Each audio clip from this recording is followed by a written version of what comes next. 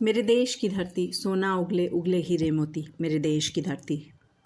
भारत कुमार यानी मनोज कुमार साहब, जो अपनी अदायगी, चार्म, लुक और रोमांटिक अदाकारी से ज़्यादा भारत के लिए अपने देश प्रेम को दिखाने वाले अदाकार के तौर पे ज़्यादा जाने जाते हैं। लेकिन क्या आप ये जानते हैं कि मनोज कुमार साहब ने वहीदा रहमान के लिए दी थी बहुत बड़ी कुर्बानी, जिसे जानने के बाद राजकुमार साहब तकते रह गए थे मनोज कुमार का चेहरा, और थिएटर में रो दिया था हर बेटी का बाप। और साथ ही जानेंगे वो कौन सी अदाकारा थी जिन्हें मनोज कुमार साहब अपनी फैमिली कहा करते थे।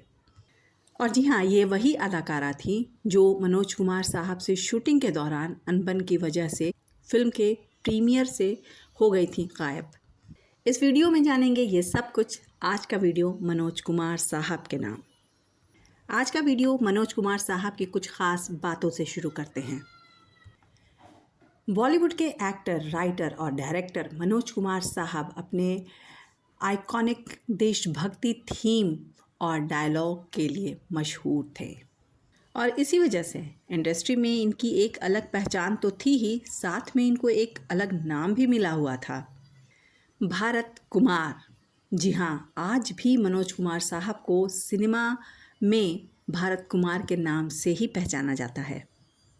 अगर देखा जाए तो मनोज कुमार साहब ने साल 1957 में स्क्रीन डेब्यू एक फैशन ब्रांड से किया था, जबकि साल 1958 की फिल्म सहारा में एक छोटे से किरदार को अदा करने से उन्होंने फिल्मों में कदम रखा। फिल्मों में अपना पहला कदम बढ़ाने के 2 साल के बाद कांच की गुड़िया फिल्म में मनोज कुमार पहली बार बतौर हीरो लोगों के सामने नजर आए थे। मनोज कुमार साहब के अगर फिल्मी पूरे सफ़र की बात की जाए तो आशा पारेख और मनोज कुमार को हमने कई फिल्मों में एक साथ देखा है, लेकिन क्या आप ये जानते हैं कि दोनों को साथ काम करने में काफ़ी दिक्कतों का सामना करना पड़ता था। जब मनोज कुमार साहब को कोई ख़ास पहचान नहीं मिल पाई थी, उस वक्त आशा पारेख, जो खूबसूरत और एक फेमस अदाकारा बन चुकी थी, उन्होंने मनोज कुमार साहब के साथ कई फिल्मों में साथ काम किया। लेकिन क्या आप ये जानते हैं कि दोनों के साथ काम करने में काफ़ी दिक्कतें आनी शुरू हो गई थी। इसके अलावा काम के दौरान उनके रिलेशनशिप में अक्सर खींचातानी भी देखने को मिलती थी। दरअसल 50 के दशक में आशा पारेख और मनोज कुमार ने साथ काम करना शुरू किया था। जिस वक्त आशा पारेख को इंडस्ट्री में शोहरत मिल चुकी थी, वहीं मनोज कुमार साहब उनसे थोड़े पीछे ही रह गए थे। एक कामयाब अदाकारा होने के बावजूद आशा पारेख मनोज कुमार साहब के साथ काम करना चाहती थी, और इस बात का बहुत ही खूबसूरत एग्ज़ाम्पल है फिल्म अपना बनाकर देखो में आशा ने मनोज कुमार को बतौर हीरो चुना था, जबकि उस वक्त इंडस्ट्री में मनोज कुमार का नाम भी नहीं था। और ये बात भी उतनी ही सच है कि प्रोडक्शन के लिए अदाकारा मनोज कुमार को राइटिंग और डायरेक्टिंग के लिए काफ़ी मदद भी किया करती थी। इन दोनों की फिल्म दो बदन, जो कि 1966 में आई थी, पर्दे पर हिट साबित हुई थी। इसके बाद मनोज कुमार ने फिल्म अपना बनाकर देखो बनाने की ठान ली, जिसमें उन्होंने आशा को बतौर हीरोइन के तौर पर चुना था। लेकिन कहा जाता है कि शूटिंग के दौरान ही दोनों के बीच में कुछ ऐसी अनबन हुई कि दोनों ने एक दूसरे से बात करना बंद कर दिया, और ये अनबन इतनी बढ़ गई थी कि इस फिल्म के प्रीमियर पर आशा पारेख मौजूद नहीं थी। फिर 1969 में ये दोनों फिल्म साजन में एक बार फिर नज़र आए, जिसकी शूटिंग के दौरान दोनों की सुलह हो गई थी। हैरान करने वाली बात यह है कि जब 2012 में आशा पारेख अपना 70वां जन्मदिन मना रही थी, तब पब्लिकली मनोज कुमार साहब ने आशा पारेख का हाथ पकड़ लिया, जो कि रियली बहुत बड़ी बात थी, क्योंकि मनोज कुमार अपनी पत्नी शशि के सम्मान के लिए अपनी सभी हीरोइनों से स्क्रीन पर दूरी बनाए रखने के लिए मशहूर थे।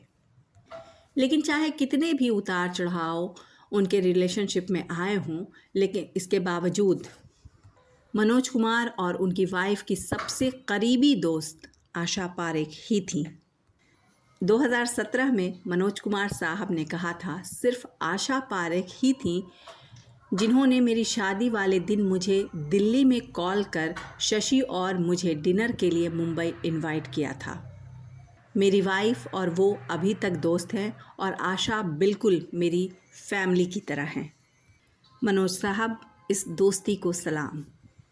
इसमें कोई शक ही नहीं है कि मनोज कुमार साहब एक दिग्गज अभिनेता और फिल्म मेकर रहे हैं।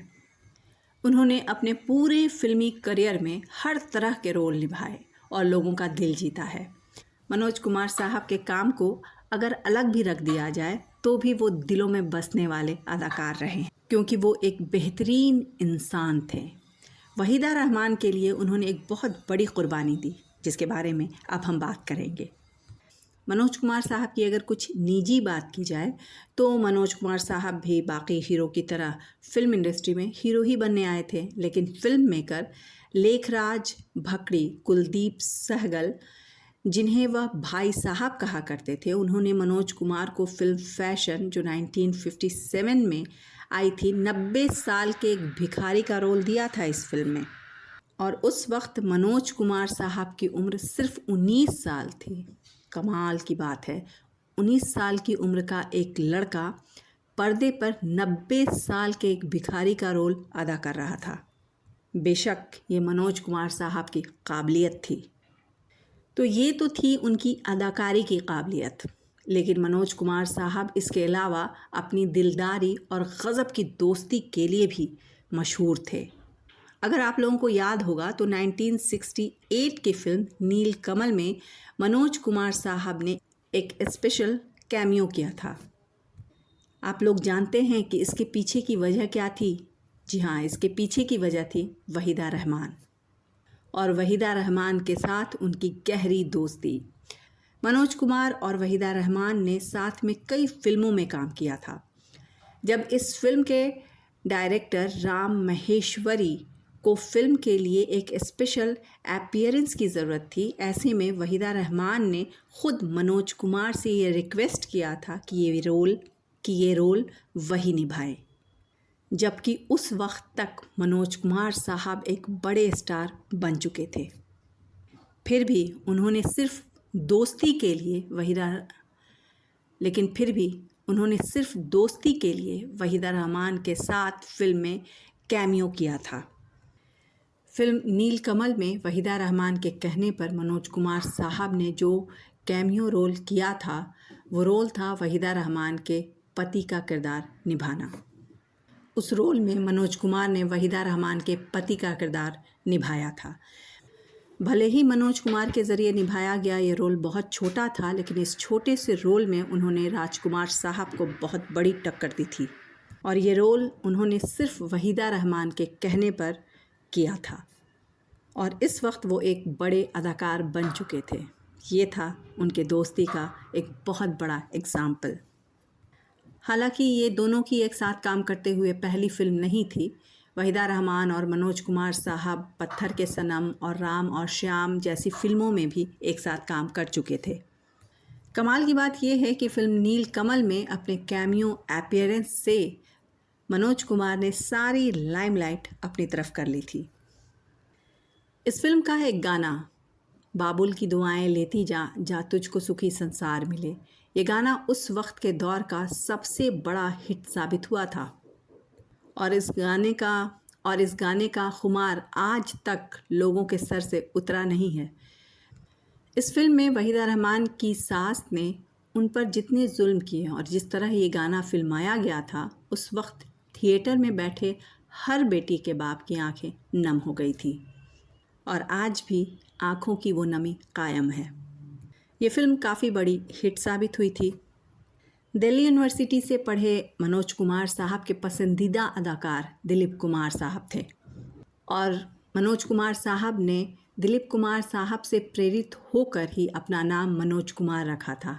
यह नाम दिलीप कुमार की किसी फिल्म में उनके किरदार का था। मनोज कुमार साहब फिल्मी दुनिया के उस एरा से ताल्लुक़ रखते थे जहां फिल्में बनाई नहीं जाती थी बल्कि फ़िल्मों के ज़रिए ज़िंदगियां बदली जाती थीं। रूढ़िवादी और कट्टरपंथी कई नियमों को तोड़ा जाता था। रूढ़िवादी और कट्टरपंथी कई नियमों को तोड़ा जाता था। उस गोल्डन एरा का एक सितारा अब इस दुनिया में नहीं रहा। मनोज कुमार साहब, आपको लाखों सलाम। मैं नीलम अफरोज़ आप सभी से मिलूंगी थोड़े इंतज़ार के बाद कुछ नए लेकिन पुराने किस्से के साथ।